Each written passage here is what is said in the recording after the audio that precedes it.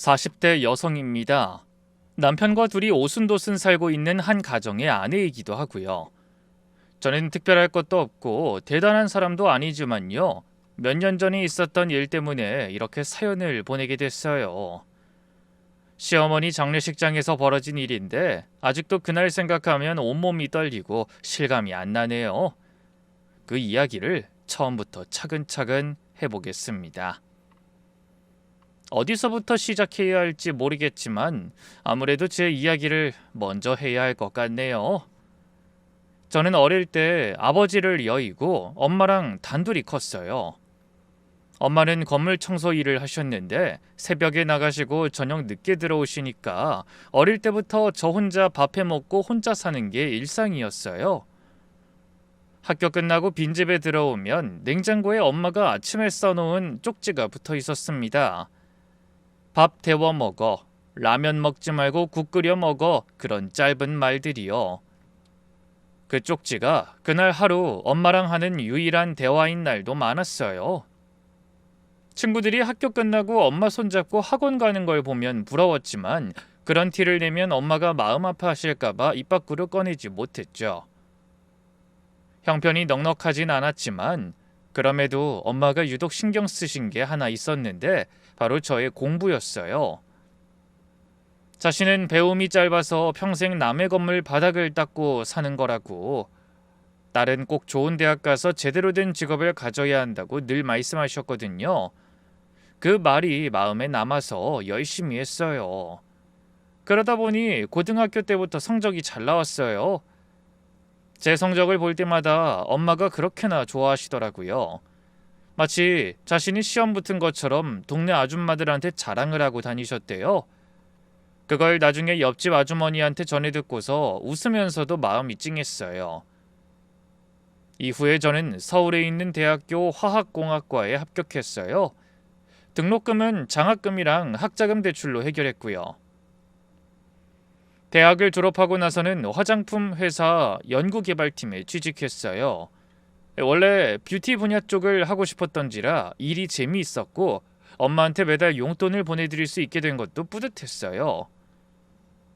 첫 월급 타서 엄마한테 현금 넣은 봉투를 드렸더니 엄마는 봉투를 열어보지도 않고 네가 벌어서 네가 써, 엄만 필요 없다 라고 하셨었죠. 나중에 보니까 그 돈으로 제 이름 적금을 들어놓으셨더라고요. 그런 분이셨어요. 언제나 제 생각뿐이던 분. 이제 좀 살만해지겠다 싶었는데 행복은 길지 않았습니다. 그 시기에 엄마가 폐 쪽으로 안 좋아지기 시작했어요. 만성 폐쇄성 폐질환이라고 오래 먼지를 마시면서 일하신 게 원인이었대요. 건물 청소를 수십 년 하셔서 그런지 의사 선생님 말로는 폐가 이미 많이 손상된 상태라고 했어요. 하지만 그때 저는 엄마가 얼마나 아프신지 사태의 심각성을 잘 몰랐어요. 일 욕심이 한창이었거든요. 맡은 프로젝트에서 인정받고 싶고 경력을 쌓아서 더 큰 회사로 옮기고 싶다는 생각뿐이었어요. 그래서 엄마가 아프신 걸 알면서도 병원에 자주 가지 못했어요. 평일에 한 번 들르면 다행이었고 바쁘다는 핑계로 전화만 하는 날이 더 많았어요. 병원에 가면 엄마가 산소호흡기를 끼고 계실 때도 있었는데 그걸 보면서도 다음엔 더 오래 있어야지 하고 돌아선 적이 한두 번이 아니었어요. 엄마는 그런 저한테 한 번도 서운하다는 말을 하지 않으셨어요. 오히려 전화할 때마다 이렇게 말씀하셨죠. 너 바쁜 거 알아. 신경 쓰지 마. 엄만 네가 잘 되는 게 소원이야. 그땐 그냥 엄마니까 하는 말이려니 했어요. 나중에 알게 된 건데 엄마가 매일 밤 동네 절에 가셔서 제 앞날을 위해 기도를 하셨더라고요. 병원 오가면서 힘드셨을 텐데 그 발걸음으로 절까지 가셨던 거예요. 그 얘기를 들었을 때 가슴이 너무 아팠는데 그땐 이미 돌이킬 수 없었죠. 남편을 만난 건 제가 한창 일에 몰두하던 시점이었어요. 남편은 저의 대학 선배였는데 학교 다닐 땐 몇 번 얼굴만 본 정도였고 졸업하고 나서는 연락 없이 지냈어요. 그러다 우연히 다시 마주친 거예요. 남편이 다니던 회사가 제 회사 근처 건물이었거든요.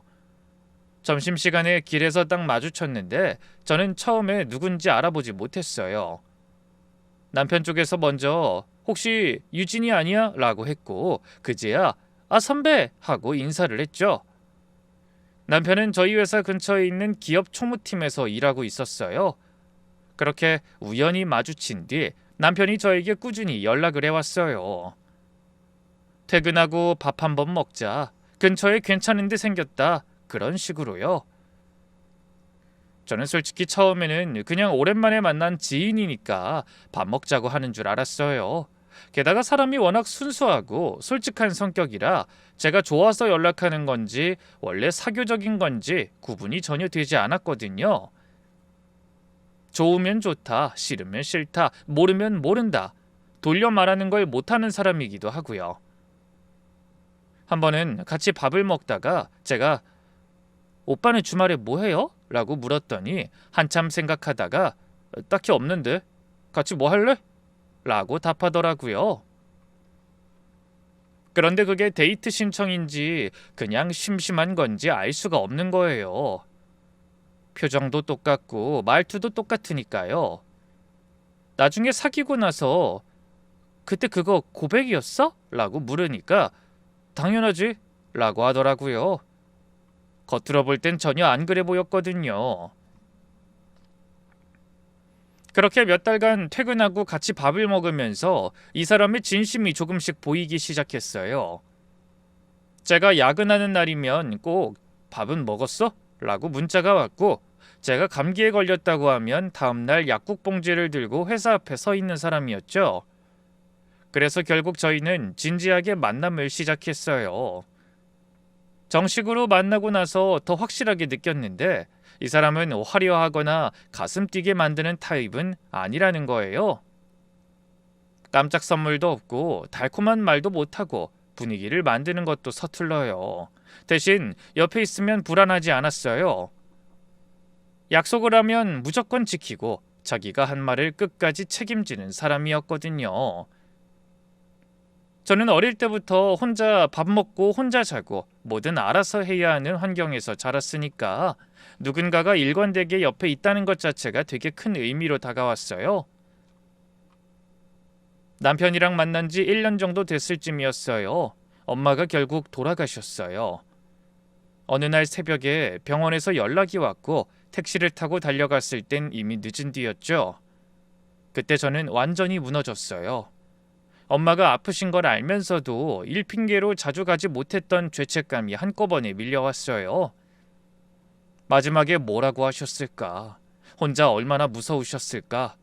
내가 옆에 있었으면 좀 달라졌을까? 그런 생각이 마음속에 끝도 없이 맴돌았어요. 한동안 일도 못하고 집에서 거의 나가지 않았어요. 밥도 제대로 먹지 않았고 씻지도 않고 커튼도 안 열고 그냥 멍하니 누워있기만 했어요. 회사에 병가를 내고 전화기도 꺼놨고요. 그때 남편이 정말 큰 힘이 됐어요. 대단한 일을 한 건 아니에요. 매일 퇴근하고 제 집에 와서 밥을 차려놓고 제가 안 먹어도 아무 말하지 않고 옆에 앉아있다가 가는 거였어요. 어떤 날은 제가 울면 같이 가만히 있어주고 어떤 날은 설거지만 하고 조용히 돌아가고 억지로 밥을 먹이려 하거나 힘내라는 말을 하지 않았어요. 그냥 곁에 있어줬어요. 한 번은 제가 며칠째 아무것도 안 먹고 있으니까 남편이 죽을 끓여 놓은 거예요. 그 어설프고 서툰 죽을 보는 순간 눈물이 나더라고요. 이 사람이 나를 위해서 이렇게까지 마음을 쓰는구나. 그 정성이 느껴져서요. 한 번은 제가 너무 괴로워서 나 때문에 엄마가 돌아가신 것 같아. 내가 더 자주 갔으면 달라졌을까? 라고 했더니 남편이 잠깐 가만히 있다가 이렇게 말했어요. 어머닌 자기가 잘 되는 걸 소원이라고 하셨잖아. 자기가 이렇게 무너지는 걸 보면 더 마음 아프실 거야. 위로라기보다는 그냥 사실을 말한 거였는데 그 말이 정말 오래 남았어요. 잠이 안 오는 밤에 그 말을 되새기면서 조금씩 자리에서 일어날 수 있게 됐죠. 다시 일어나기까지 3달 넘게 걸렸고 그 시간이 지나고 나서 저는 결혼을 결심했어요. 결혼하는데 대단한 확신은 필요 없더라고요. 이 사람이랑 같이 살면 적어도 혼자라는 기분은 들지 않겠다. 그런 생각이었어요. 그렇게 결혼을 약속하고 본격적으로 결혼을 준비하기 전에 시댁에 처음 인사를 갔어요. 그런데 시어머니를 뵙자마자 느낌이 온 겁니다. 이분 호락호락한 분은 아니구나. 표정이 단단하고 말씀이 참 짧았는데 며느리 될 자격을 판단하기 위해 저를 꼼꼼히 위아래로 훑어보시던 그 눈빛이 아직도 기억나요. 엄청나게 날카로웠거든요. 제가 인사를 드리니까 고개만 살짝 끄덕이시고는 남편한테 차나 한잔 내와라 라고 하셨어요. 제가 옆에 앉아있는 동안 몇 가지 물어보셨는데 질문이 정말 짧고 건조했어요. 부모님은 두 분 다 안 계세요. 형제는 혼자입니다. 그 뒤로 시어머니는 한참 말이 없으셨어요. 차를 한 모금 드시더니 남편을 보시면서 볼일 끝났으면 이만 가봐라 라고 하셨어요. 저한테가 아니라 남편한테 하시는 말이어서 둘이서 더 이야기할 건 없다는 뜻처럼 느껴졌어요. 그렇게 돌아오는 길에 남편이 말하길 어머니가 그래도 저를 괜찮게 보신 것 같다고 하는 거예요. 그 말이 딱히 믿기지도 않고 오히려 더 긴장이 됐어요.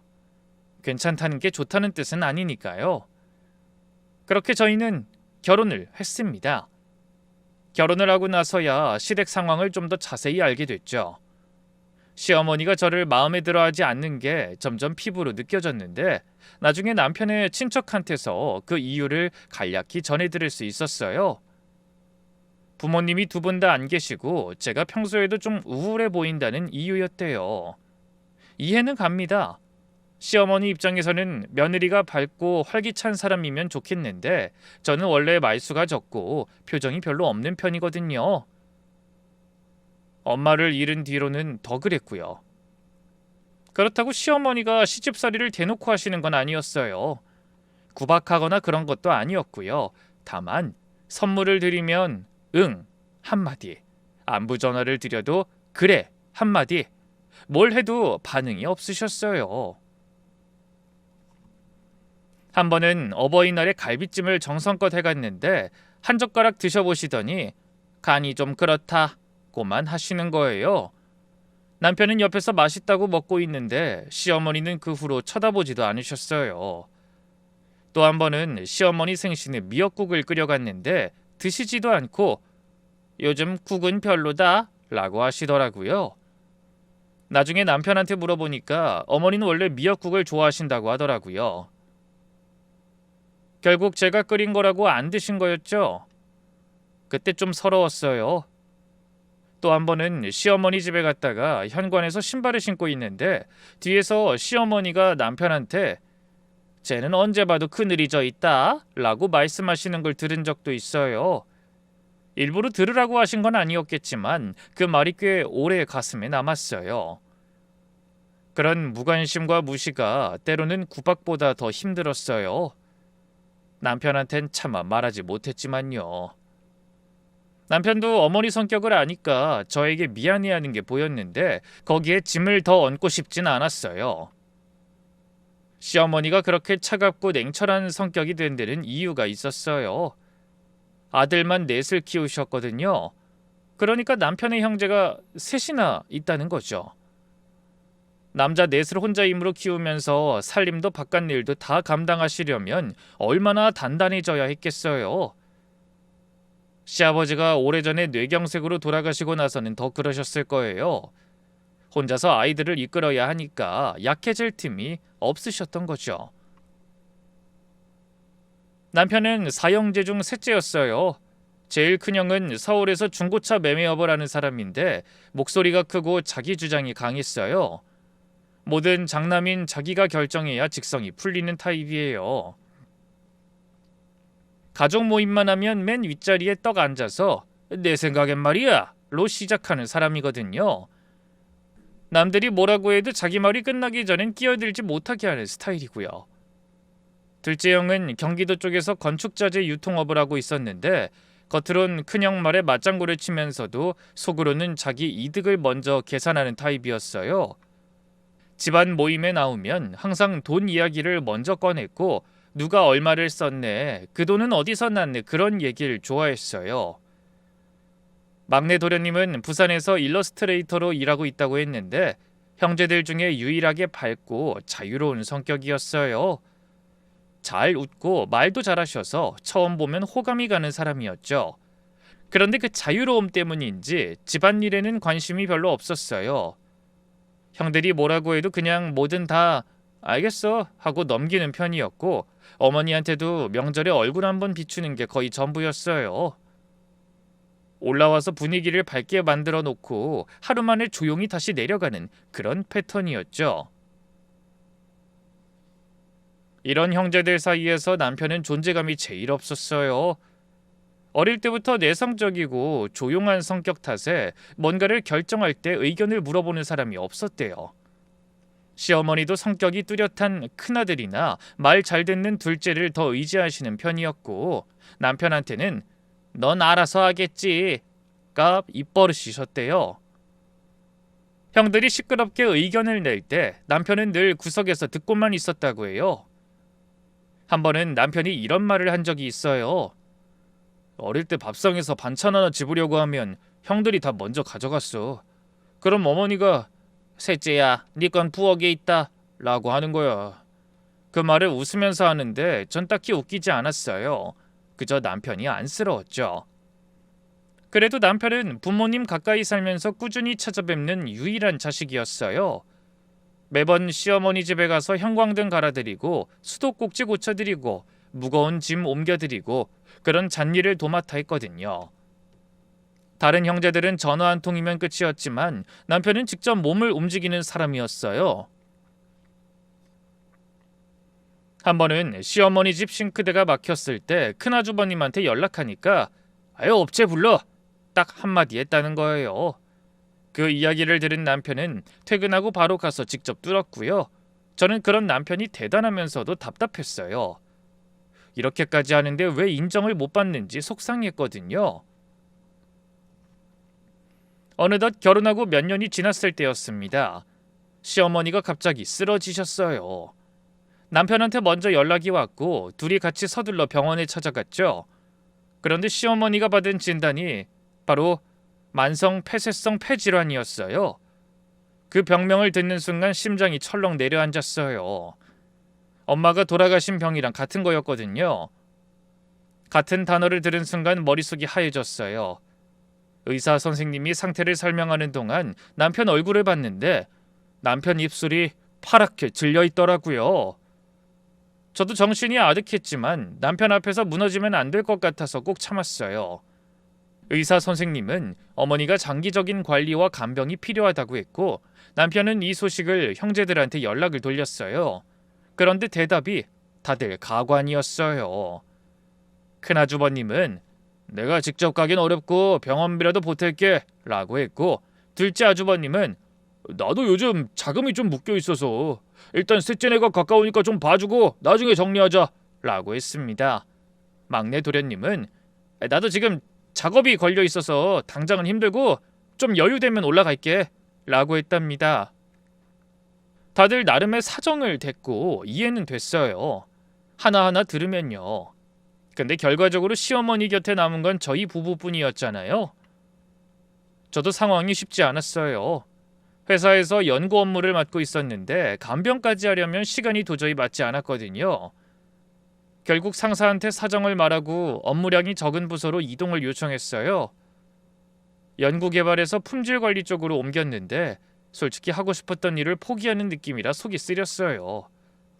이걸 위해서 그렇게 열심히 공부하고 대학까지 간 건데 하는 생각이 들었죠. 같이 입사한 동기가 제가 맡았던 프로젝트를 넘겨받아서 잘 해내고 있다는 소식을 들었을 때는 솔직히 마음이 복잡했어요. 부럽다기보다는 제 자리가 사라지는 느낌이 들었어요. 남편한테 내색하진 않았지만 혼자 있을 때 한숨이 나올 때가 많아졌죠. 상황이 상황인지라 간병 맞는 게 정말 힘들었는데 설상가상으로 시어머니도 제가 간병하러 오는 걸 몹시 싫어하셨어요. 며느리한테 아픈 모습을 보이는 것도 몸을 맡기는 것도 자존심이 허락을 안 하셨던 거예요. 제가 등을 닦아드리려고 하면 손을 뿌리치셨어요. 됐다, 나가 있어. 어머니, 여기 꼭 닦으셔야 해요. 필요 없다니까. 셋째 오면 시킬 거다. 매번 그랬어요. 남편은 그렇게 찾으시면서 며느리 도움은 기어코 안 받겠다는 거였어요. 솔직히 저도 하기 싫었죠. 시어머니가 그동안 저한테 잘해주신 것도 아니고 밀어내시는 분을 억지로 붙들고 있으려니 지치기도 했거든요. 근데 자꾸만 돌아가신 엄마 생각이 나는 걸 어떡해요. 같은 병으로 아프신 걸 보면서 그냥 돌아설 수 없었어요. 산소호흡기를 끼고 기침을 하시는 모습이 엄마 말년의 모습이랑 너무 겹쳐서 눈을 돌리려고 해도 돌아가지 않았어요. 엄마한테 해드리지 못한 게 자꾸 떠올라서 그 기억이 저를 시어머니 집으로 이끌었던 것 같아요. 그렇게 하지 않으면 나중에 또 후회할 것 같아서였어요. 시어머니가 아프신 뒤로 남편의 형제들과 교류가 더 많아지긴 했어요. 아무리 그래도 자식이니 완전히 손을 놓은 건 아닌 것 같더라고요. 큰아주버님은 처음 3-4달은 병원비를 좀 보내왔고 둘째 아주버님도 가끔 과일이나 건강식품 택배를 보냈어요. 막내 도련님은 때마다 한번 올라와서 얼굴을 비추고 갔고요. 그런데 시간이 지나면서 그것마저 뜸해졌어요. 큰아주버님이 보내던 병원비는 어느 순간 안 들어왔는데 남편이 전화해서 물어보면 요즘 좀 사정이 안 좋아서 다음 달에 같이 보낼게 라고 하시는 거예요. 그 다음 달에도 소식이 없었고 그 다음 달에도 마찬가지였어요. 남편이 재차 물어보면 알았다니까 왜 자꾸 그래 하면서 짜증을 내기 시작했어요. 둘째 아주버님은 전화할 때마다 재수씨가 고생이 많다 라면서 구체적으로 뭘 돕겠다는 말은 절대 하지 않았어요. 처음엔 진심으로 들렸던 그 말이 점점 인사치레로 들리기 시작했죠. 한 번은 시어머니가 새벽에 호흡이 안 돼서 응급실에 실려가신 적이 있었어요. 저랑 남편이 새벽에 구급차를 타고 갔는데 응급실에서 밤새 붙어 있다가 아침이 되어서야 겨우 상태가 안정됐어요. 남편은 밤새 시어머니 손을 잡고 있었고 저는 간호사한테 이것저것 물어보면서 뛰어다녔어요. 아침이 되어서 남편이 형제들한테 단체 문자를 보냈거든요. 그럼에도 누구 하나 병원으로 찾아오는 사람이 없더라고요. 다들 겉으론 걱정하면서도 실질적으로 움직이는 사람은 아무도 없었어요. 남편은 그 답 문자들을 하나하나 읽으면서 얼굴이 울그락불그락 하는데 그럼에도 아무 말도 하지 않더라고요. 다른 형제들이 이렇게 무심한 데는 결국 이유가 있었어요. 시어머니가 원래 감정 표현을 하지 않는 분이잖아요. 아들들한테도 다정하게 대하신 적이 거의 없으시니까 자식들도 어머니한테 깊은 정이 쌓이지 않았던 것 같아요. 효도를 해야겠다는 마음보다는 그냥 의무감 정도만 남아 있었고 그 의무감마저 시간이 지나면서 귀찮다는 감정으로 바뀌어간 거죠. 어머니 곁에 있어봤자 따뜻한 말 한마디 듣는 것도 아니고 잘했다는 소리를 들을 수 있는 것도 아니니까 발걸음이 점점 멀어지는 거였어요. 그게 아마 지금의 상황으로 변한 게 아닐까 싶었습니다. 한 번은 둘째 아주버님이 남편에게 오랜만에 전화를 해서 어머니 안부를 물었는데 마지막에 이런 말을 하더라고요. 솔직히 어머니는 오래된 빌라 한 채밖에 없는 거 우리도 다 알잖아. 그런데 돈 되는 것도 없으면서 이렇게 간병만 오래 하면 너희만 손해 아니야? 재수씨랑 너만 손해라고. 적당히 해도 돼. 그 말을 듣고 전화를 끊은 뒤에 한참 멍하니 앉아 있었어요. 어머니 돌보는 걸 손해라고 계산하는 사람이 있구나 싶었어요. 남편한테는 차마 저의 그 생각을 전하지 않았지만요. 남편은 그럼에도 묵묵히 어머니 곁을 지켰어요.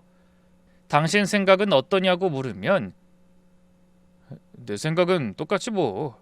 그래도 우리 어머니니까 라고만 했어요. 그 말이 단순한데 참 무거웠어요.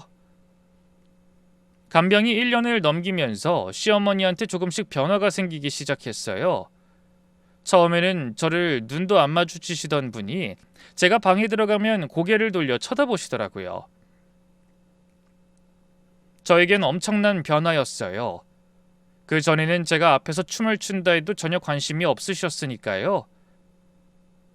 결정적인 일이 있긴 했어요. 어느 날 제가 시어머니 이불을 정리하다가 소매가 거쳐서 팔 안쪽에 오래된 화상 흉터가 보였나 봐요. 시어머니가 제 흉터를 보시더니 물으셨어요. 그건 어떻게 된 거냐? 저는 잠깐 망설이다가 이야기를 꺼냈어요. 어릴 때 엄마가 새벽 청소 일을 나가시면서 아침에 먹으라고 냄비에 물을 올려놓으셨는데 제가 졸린 눈으로 만지다가 끓는 물을 엎질렀거든요.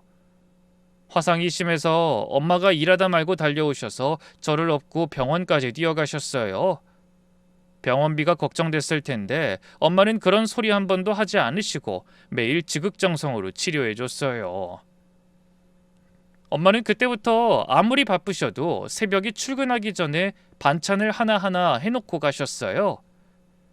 바쁜데도 국과 밥, 반찬을 해서 냉장고에 넣어두셨죠. 혼자서 꺼내 먹기만 하면 되게요. 그 습관을 제 학창시절 내내 한 번도 빠뜨린 적이 없으셨어요. 형편이 어려우셨지만 저를 위한 마음은 언제나 풍족했죠. 그 이야기를 덤덤하게 듣고 있던 시어머니가 이렇게 말씀하셨어요. 넌 참 사랑받고 자란 아이였구나. 그 한마디가 이상하게 가슴에 오래 남았어요. 시어머니가 저한테 그런 말을 하신 적이 한 번도 없었거든요. 그리곤 뜸을 들이시더니 처음으로 자신의 이야기를 꺼내셨어요.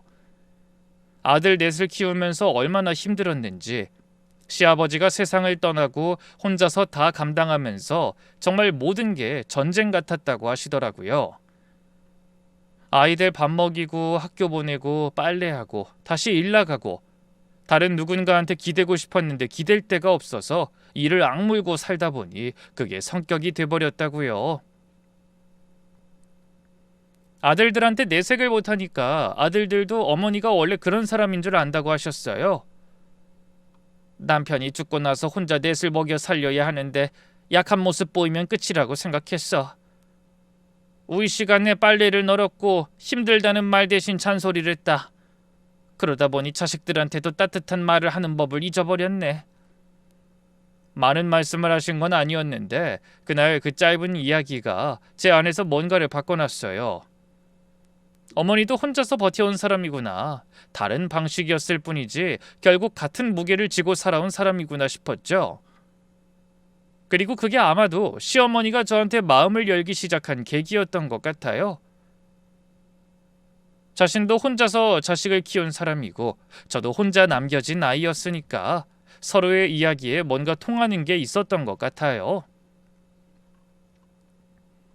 그 뒤로 시어머니는 저에게 밥은 먹었냐? 너무 무리하지 마라 같은 말씀을 조금씩 하시기 시작했고 제가 하루 못 가면 남편한테 전화해서 새아가 어디 아프냐? 라고 물으셨어요.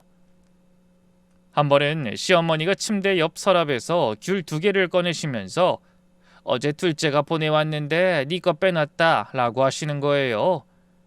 참 사소한 건데 그전엔 절대 하지 않으시던 행동이었거든요. 전 그 변화에 적응이 잘 되지 않았어요. 워낙 오랫동안 무심하셨던 분이 갑자기 달라지시니까 어떻게 반응해야 할지 모르겠더라고요. 그래도 기분은 나쁘지 않았어요. 서툴지만 이분도 마음의 문을 여시려고 하고 계시구나. 그런 게 느껴졌으니까요. 그 무렵 제 쪽에 큰 문제가 생겼어요. 부서를 옮기면서 연봉이 깎인 데다 회사 사정까지 안 좋아져서 구조조정 대상에 올랐고 결국 정리해고를 당한 겁니다. 통보받은 날 사무실에서 짐을 쌀 때 눈물이 차올라 겨우 참았어요. 엄마가 그토록 바라셨던 좋은 직장이었는데 이렇게 끝나는 건가 싶어서 절망스러웠어요. 하루아침에 수입이 완전히 끊긴 것도 답이 없었죠. 남편 월급만으로는 시어머니 의료비랑 우리 생활비를 감당하기 빠듯했어요. 산소호흡기 대여비, 약값, 정기검진비, 거기에 우리 월세까지. 남편은 저에게 따로 말하지 않았지만 퇴근 후에 배달 일까지 뛰고 있다는 걸 나중에야 알게 됐어요. 어느 날 밤에 남편 전화기에서 배달의 말림이 울리는 걸 우연히 봤거든요. 따로 일하고 있다는 걸 한 달이나 숨기고 있었더라고요. 낮에는 회사 다니고 저녁엔 배달하고 주말엔 어머니 집에 가서 간병을 도맡고 어쩐지 요즘 새벽에 들어오는 날이 많더라 했거든요. 그렇게 일을 하면서도 저한테 한 번도 힘들다는 말을 하지 않았어요. 왜 나한테 말 안 했어? 라고 했더니 남편이 말하면 당신이 걱정하잖아 라고 했어요. 그 대답에 할 말이 없었어요. 이 사람은 항상 그랬어요. 자기가 다 안고 가면서 상대한테는 짐을 주지 않으려 하는 거요. 저는 남편이 그렇게까지 하는 게 너무 미안해서 생활비를 극단적으로 줄이기 시작했어요. 제 끼니를 건너뛰고서 시어머니 식사만 제대로 차렸고 교통비를 아끼려고 시어머니 집까지 걸어 다녔어요. 편도로 30분쯤 되는 거리였는데 비가 오나 눈이 오나 걸었어요. 한 달 넘게 그렇게 버텼는데 결국 몸이 버티질 못했어요. 시어머니 집에서 설거지를 하다가 갑자기 눈앞이 캄캄해지면서 그대로 주저앉은 거예요. 시어머니가 방에서 소리를 들으셨는지 새아가 하고 부르는 소리가 마지막으로 기억나요. 어머니는 곧장 남편한테 전화를 하셨고 남편이 달려왔을 땐 저는 거실 바닥에 누워서 겨우 정신이 돌아온 상태였어요. 병원에 갔더니 빈혈이 심하다고 했어요. 제대로 못 먹은 게 원인이었어요. 퇴원하고 시어머니가 부르기에 찾아갔더니 밥상이 차려져 있었어요. 시어머니가 그 아픈 몸으로 직접 이것저것 해놓으신 거였어요. 정성스러운 반찬이 꽤나 많았는데 워낙 솜씨가 좋으신 분이라 정말 맛있었어요. 그런데 식탁 위에 하얀 봉투가 하나 놓여 있는 거예요. 열어보니 돈이 들어 있었어요. 시어머니는 아무 말씀도 하지 않으셨어요. 단지 밥 먹어라 그것만 말씀하셨죠. 당신도 형편이 넉넉하지 않으실 텐데 어디서 이 돈을 준비하셨을까 싶어서 손이 떨렸어요. 그날 밥상 앞에 앉아서 시어머니가 해주신 밥을 먹는데 한 숟갈 떠서 입에 넣는 순간 눈물이 쏟아졌어요. 엄마가 새벽마다 해놓고 가셨던 밥이 떠올라서 어머니도 이 밥을 해주시려고 아픈 몸을 일으키셨겠구나 싶어서 말이 나오지 않았어요. 그 무렵 큰아주버님이 연락을 해왔어요. 남편이 간병 관련해서 이런저런 부탁 연락을 계속하니까 그게 부담이 됐는지 대뜸 이런 말을 꺼내는 거예요. 아이 솔직히 어머니 요양병원에 모시는 게 낫지 않겠냐? 이젠 전문 인력이 돌봐야 하는 거 아니냐고. 우리가 번갈아 면회 가면 되잖아. 다 같이 돈 모으면 부담도 덜할 거고.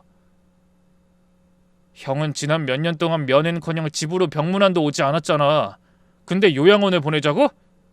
남편의 말에 아주버님이 화를 버럭 냈어요. 나는 안 간 게 아니라 못 간 거야. 먹고 살려면 일해야 하는 사람이라고. 넌 매번 전화할 때마다 죄책감을 줘. 그게 지긋지긋해서 그렇다. 둘째 아주버님도 합세했어요. 아이 솔직히 형 말이 맞아. 우리도 각자 사정이 있는데 매번 연락 올 때마다 부담스러워. 어머니를 제대로 된 시설에 모시는 게 다들 편하지 않겠어? 편하다. 그 단어가 귀에 박혔어요. 어머니를 돌보는 게 편의의 문제인 걸까요? 남편이 참고 있다가 처음으로 목소리를 높였어요. 편하다고? 형들이 편하려고 어머니를 보내겠다는 거야? 약값 한 번 제대로 안 보태놓고 이제 와서 요양병원이 말이 돼? 지금까지 간병비도 제대로 안 내놓고 요양원비는 어떻게 내려고 그래? 지금 나한테 그 말을 믿으라는 거야? 막내 도련님은 형들이 알아서 하면 되지 않아? 난 잘 모르겠어. 결정하는 대로 따를게 라고만 했고요. 도련님다운 답이었어요. 밝고 자유롭다는 건 좋은 말이지만 결국 불편한 일에는 끼지 않겠다는 거죠. 그런데 남편과 큰아주버님이 전화로 다툴 때 전화 너머로 큰아주버님이 소리 지르시는 걸 시어머니가 들으신 겁니다. 그 순간 가슴을 움켜쥐시면서 기침을 심하게 하셨고 다시 산소 호흡기를 끼셔야 했어요. 남편이 전화를 끊고 달려가서 호흡기를 씌워드리는데 시어머니는 힘겹게 한마디 하셨어요. 자식들 때문에 죽겠다. 농담처럼 하신 말이었지만 그 상황에서는 농담으로 들리지 않았어요. 저도 가슴이 먹먹했지만 아무 말도 하지 못했어요. 그날 밤부터 며칠간 시어머니가 밥을 거의 드시지 않았어요. 죽을 떠들여도 고개를 돌리셨어요. 어머니 한 숟갈만 드세요 해도 고개를 저으셨죠. 마음이 아프신 거였어요. 자식들한테 받은 상처가 몸보다 더 깊었던 거예요. 한 번은 시어머니가 혼잣말처럼 내가 다 잘못 키운 거다 라고 하신 적이 있었거든요. 그 말이 정말 가슴이 아팠어요. 잘못 키운 게 아니라 혼자서 나름의 최선을 다한 건데 말이에요. 남편도 그날 이후로 한동안 말수가 줄었어요. 자기 전에 천장을 보고 누워서 한참 동안 뒤척이다 겨우 잠드는 날이 계속됐어요. 형제가 3명이나 더 있는데 이 사람만 혼자서 다 짊어지고 있다는 게 그게 제일 안타까웠죠. 그때 이후로 시어머니가 눈에 띄게 달라지셨어요. 밥을 잘 안 드시던 건 조금씩 회복되긴 했는데 표정이 예전과 달랐어요. 뭔가를 깊이 생각하시는 것 같은 얼굴이었어요. 그러던 어느 날이었어요. 시어머니가 갑자기 제 손을 잡으시면서 물으셨어요. 넌 왜 나한테 이렇게까지 하냐? 난 너한테 잘한 적이 없는데. 전에도 비슷한 말씀을 하신 적이 있었지만 이날은 느낌이 달랐어요. 그간 뭔가를 많이 생각하신 것 같았죠. 엄마가 돌아가시기 전 마지막 몇 달 동안 병세가 급격히 나빠지셨어요. 그때 저는 일이랑 겹쳐서 매일 곁에 있지 못했고요. 병원에서 엄마가 혼자 밤을 보낸 날들이 있었는데 그게 아직까지도 가슴에 박혀 있어요. 그래서 어머니 뵈면 그때 못다한 걸 하는 것 같기도 하고 그냥 또 다른 엄마를 모시는 것 같기도 해요. 솔직히 처음엔 의무감이었어요. 같은 병인데 또 모른 척하면 나중에 후회할 것 같아서요. 근데 어느 순간부턴 달라졌어요. 어머니가 그냥 제 어머니가 된 것 같아요. 제 이야기에 시어머니가 제 손을 꽉 쥐셨어요. 그리고는 천천히 말씀하셨죠. 미안하다. 나도 너한테 잘못했다. 처음에 네가 왔을 때 차갑게 대한 거 다 내가 못난 거다. 아들만 넷을 키우면서 살림도 혼자, 바깥일도 혼자, 남한테 약한 모습 보이면 안 된다는 생각에 사는 게 전쟁 같았는데 그게 습관이 돼버렸어. 그래서 네가 좋은 아이인 걸 알면서도 쉽게 받아들이지 못했다. 미안해. 그때가 제가 본 시어머니의 첫 번째 눈물이었어요. 단단하고 냉철하기만 하던 사람이 무너지는 걸 처음 봤어요. 그래서 저도 같이 울었죠.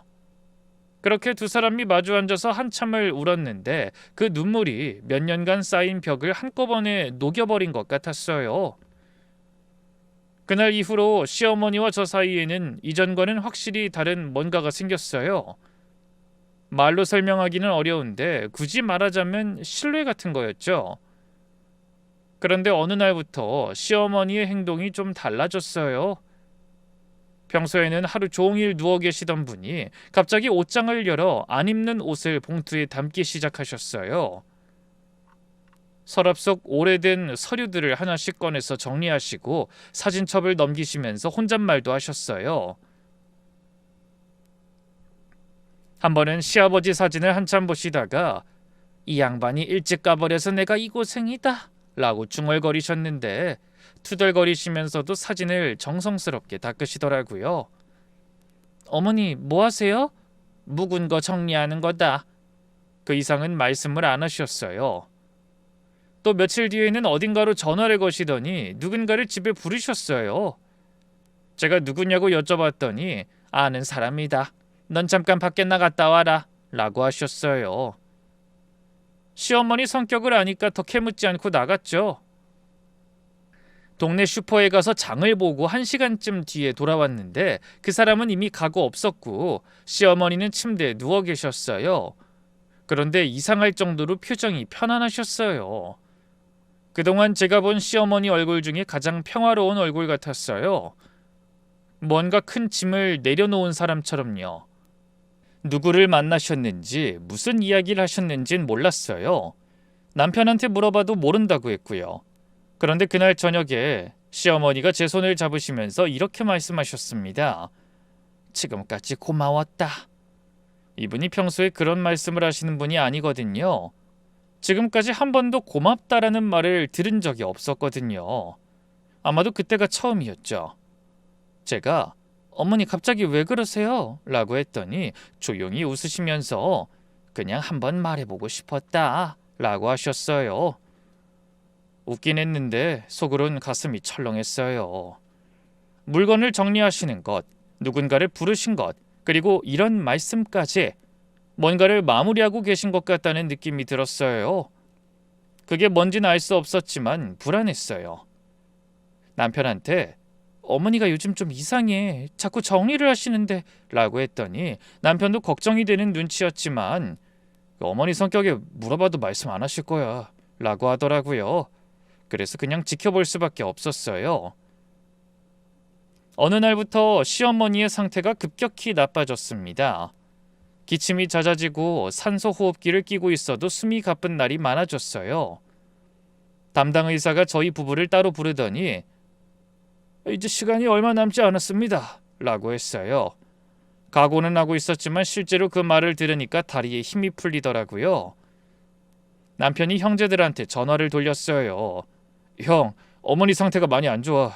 의사 선생님이 시간이 얼마 안 남았다고 했어. 지금 와야 해. 그러자 큰아주버님이 뭐라고 했는지 아세요? 아이 뭐? 나 지금 좀 바쁜데. 장례식 시작하면 그때 알려줘. 그 대답에 화가 난 남편이 말했습니다.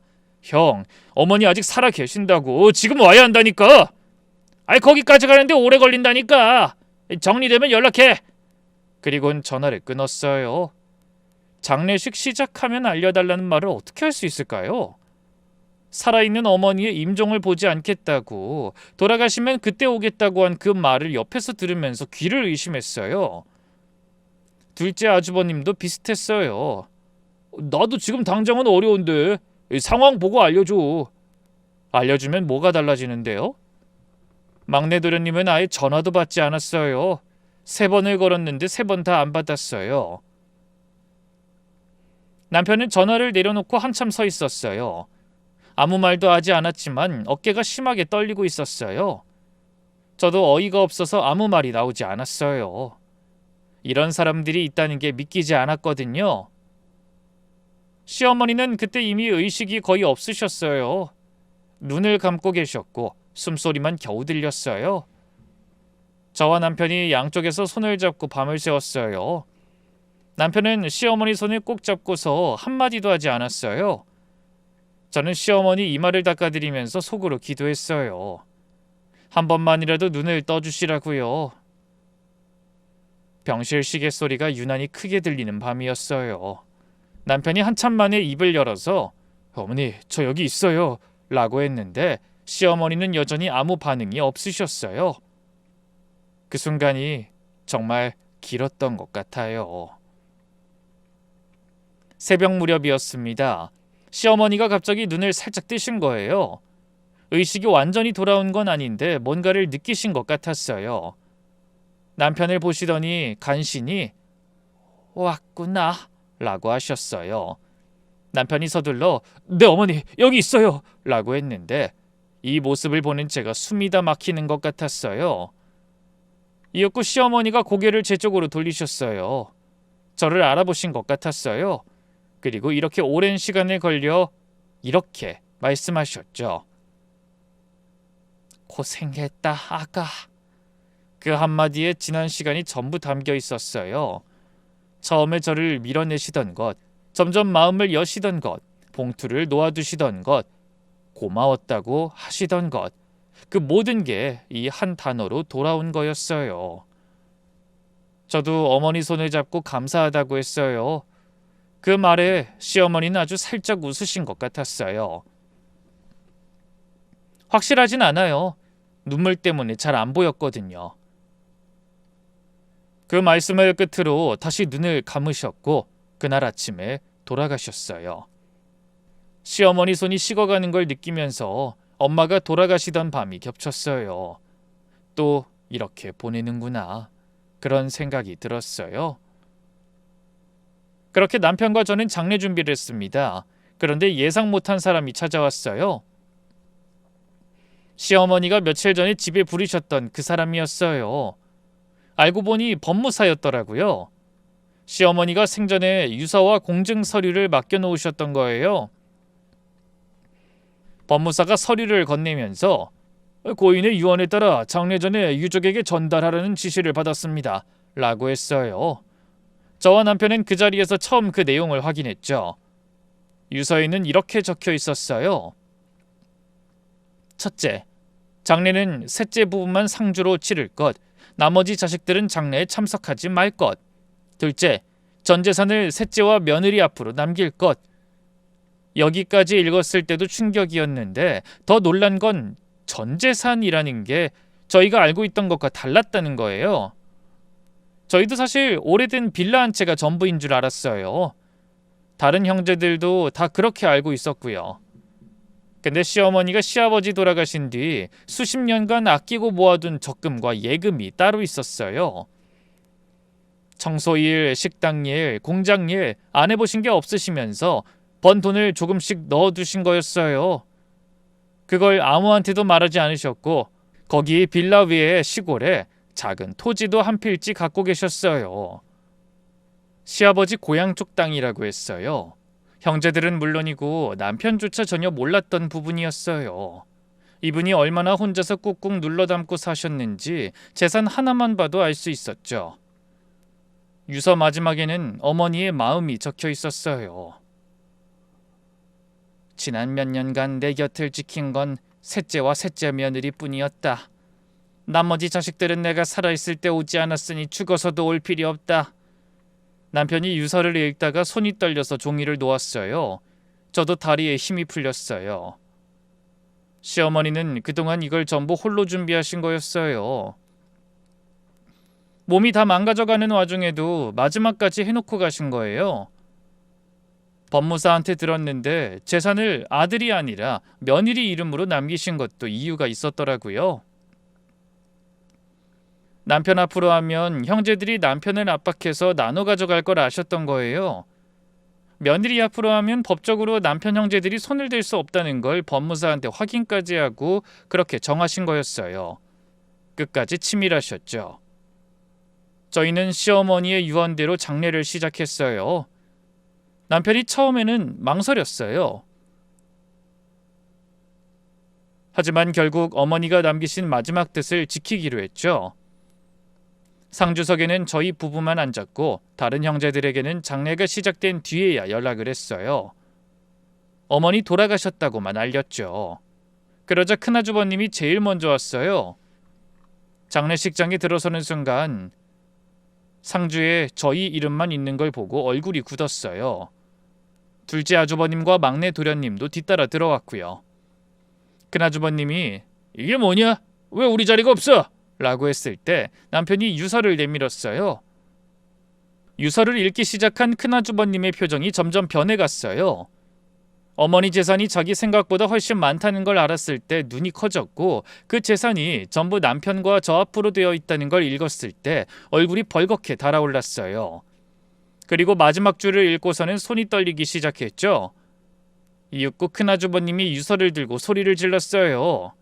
이게 말이 되냐? 어머니가 정신이 온전했겠어? 이건 아픈 사람이 쓴 거잖아. 둘째 아주버님도 거들었어요. 너희가 어머니한테 뭐라고 한 거 아니야? 아니면 재산이 이 정도인 걸 알고 있던 건 아니고? 자식인 우리도 몰랐는데 아무리 봐도 이건 좀 이상하잖아. 둘째 아주버님은 유서를 빼앗으려고까지 했어요. 남편이 이를 급히 막았죠.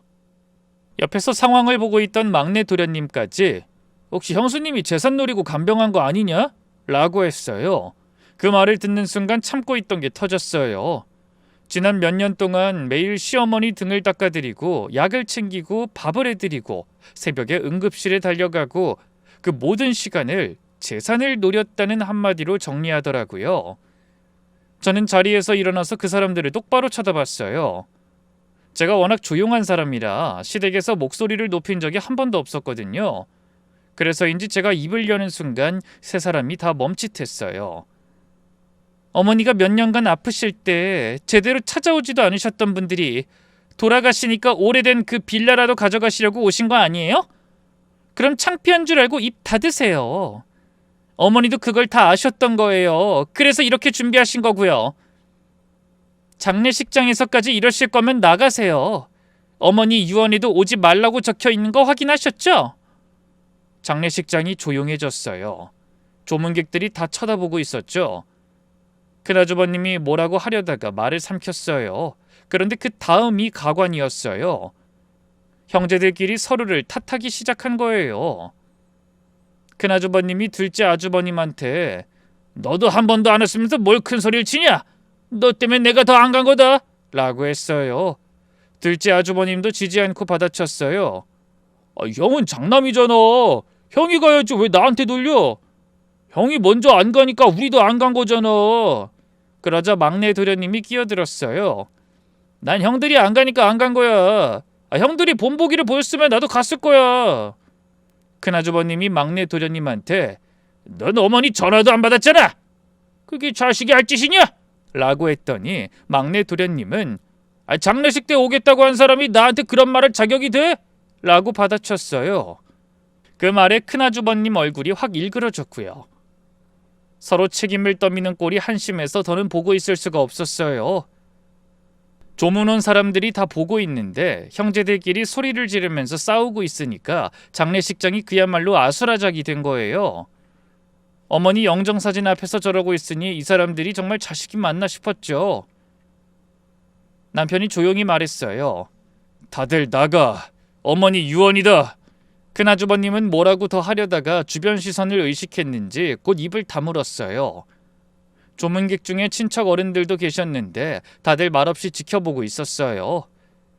다른 형제들은 결국 그날 그렇게 장례식장을 떠났어요. 다 나가니까 그제야 장례식장이 조용해졌어요. 저는 남편 옆에 앉아서 손을 잡았어요. 잘했어. 어머니가 원하신 거야. 남편은 조용히 고개만 끄덕였고요. 이후 큰아주버님은 정말로 저희에게 소송을 걸었어요. 시어머니가 판단 능력이 없는 상태에서 며느리가 유서를 유도했다는 주장이었어요. 솔직히 처음엔 무서웠어요. 이 소송이라는 걸 당해본 적이 없으니까 혹시 유서가 무효가 되면 어쩌나 싶었어요. 변호사를 알아보고 상담을 받는 것부터가 막막했어요. 근데 시어머니가 다 준비를 해놓으셨더라고요. 법무사한테 유언 공증을 하실 때 법무사가 절차대로 시어머니 본인이 직접 의사를 밝히는 걸 영상으로 촬영해뒀어요. 이 법무사 말로는 고인이 특별히 꼼꼼하게 해달라고 요청하셨습니다 라고 했죠. 그 영상에 시어머니가 카메라를 보시면서 또렷한 목소리로 유언 내용을 직접 읽으시는 장면이 그대로 남아 있었어요. 이름, 날짜, 유언 내용, 본인의 의지로 작성한 것이라는 확인까지 전부요. 담당 의사도 공증 시점에서 시어머니의 인지 기능에 문제가 없었다는 소견서를 제출했어요. 그리고 결정적인 게 하나 더 있었어요. 시어머니가 유서와 별도로 법무사한테 자료를 맡겨두셨는데 봉투 안에 그동안 형제들에게 보낸 문자 메시지랑 대화 내용을 찍어서 날짜별로 정리한 종이가 들어있었어요. 시어머니가 언제 누구에게 연락했고 누가 뭐라고 답했고 누가 무시했는지를 본인이 날짜까지 메모해가며 정리해 두신 것 같더라고요. 첫 장부터 마지막 장까지 시어머니 글씨였어요. 마지막 페이지에는 이렇게 적혀 있었어요. 지금까지 투병 생활 중 내가 먼저 연락한 뉴스 102회, 아들들이 먼저 연락한 뉴스 6회. 그걸 보면서 가슴이 아팠어요. 얼마나 서운하고 분하셨으면 이렇게까지 기록을 남기셨을까 싶었어요. 재판에서 이 자료가 중요한 역할을 했어요.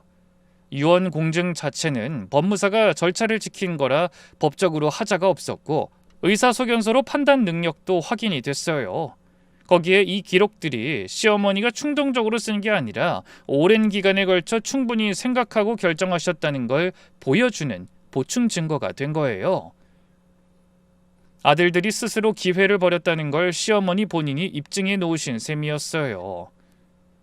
큰아주버님 측 변호사가 시어머니가 며느리의 간병에 의존하는 상태에서 심리적 압박을 느껴 유언을 한 것이라고 주장했지만 오히려 그 주장이 역효과가 났어요.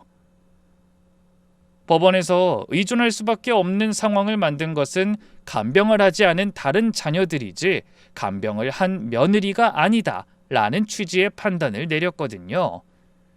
결국 법원은 유서가 유효하다고 판결했어요. 큰아주버님의 소송은 기각됐고 다른 형제들도 더 이상 다툴 근거가 없었어요. 판결문을 받은 날 집에 돌아와서 시어머니 영정사진 앞에 섰어요. 남편이랑 나란히 서서 한참 바라봤죠. 시어머니 사진 속 표정은 여전히 딱딱한데 이제는 그 표정 뒤에 뭐가 있었는지 알 것 같았어요. 어머니, 지켰어요. 재판이 끝나고 남편은 다른 형제들과 완전히 연이 끊겼어요. 큰아주버님과 둘째 아주버님 둘 다 패소 후에 한 번도 연락하지 않았고 막내 도련님만 몇 달 뒤에 남편한테 짧은 문자를 보내왔어요. 형, 미안해. 그 한 줄이었어요. 제가 답장 안 해? 라고 물었더니 남편이 뭐라고 해야 할지 모르겠어 라고 하더라고요. 그 말에 더는 묻지 않았어요. 저는 일자리를 다시 구했어요. 예전엔 커리어에 대한 욕심이 컸는데 이제는 그런 게 좀 줄었어요. 잃어버린 게 아니라 우선순위가 바뀐 거라고 생각하려고요. 남편은 형제들과 관계가 끊긴 뒤로 한동안 많이 힘들어했어요. 아무리 사이 나쁜 형제여도 피가 섞인 사이를 끊는다는 건 쉬운 일이 아니잖아요. 같은 집에서 자라고 같은 밥을 먹고 같은 부모 밑에서 컸는데 그 관계가 완전히 끝났다는 게 남편한텐 무거운 일이었을 거예요. 그런 모습을 볼 때마다 마음이 아팠지만 이건 남편이 혼자서 넘어야 할 시간이라는 걸 알았어요. 그렇게 몇 달이 지나고 나서야 남편이 조금씩 평소로 돌아왔어요. 지금은 후회 없어라고 담담하게 말해요. 그리고 가끔 이렇게 덧붙이죠. 어머니가 마지막에 웃으셨잖아. 그거면 됐어. 시어머니가 남기신 재산은 빌라 이사 비용이랑 밀린 의료비를 정리하는 데 일부 썼고 나머지는 아직 건드리지 않았어요. 남편이 이건 어머니가 평생 모으신 거니까 함부로 쓰면 안 돼 라고 했거든요. 저도 그렇게 생각하고요.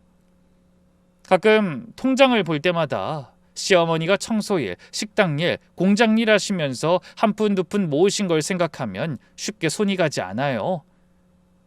언젠가 잘 쓸 날이 오겠죠. 엄마를 잃었을 때는 후회뿐이었어요. 더 잘해드릴 걸, 더 자주 갈 걸, 그런 마음이요. 시어머니를 보내고 나서는 좀 달라졌어요. 물론 아쉬운 건 있지만 후회는 없어요. 제가 할 수 있는 건 다 했으니까요. 엄마한테 못한 걸 시어머니한테 해드린 거라고 생각하면 좀 아이러니하지만 아마 평생 동안 제 마음에 지워지지 않는 이야기가 될 것 같아요. 지금까지 저의 사연을 들어주셔서 감사합니다.